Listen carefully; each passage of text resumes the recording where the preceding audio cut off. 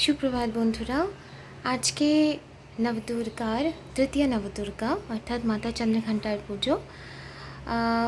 মাকে আজকে দুধের তৈরি কোনো জিনিস, যেমন পায়েস বা যে কোনো দুধের কোনো জিনিস দিতে হয়।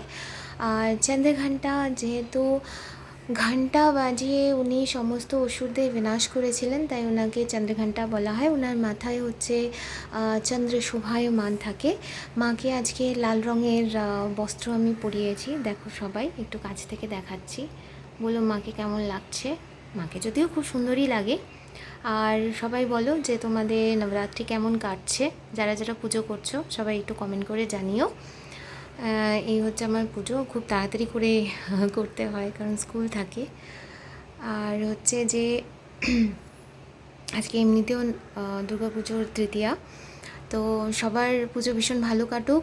সবাইকে শারদীয় নবরাত্রির অনেক শুভেচ্ছা, অভিনন্দন। সবাই ভালো থেকো, সুস্থ থেকো।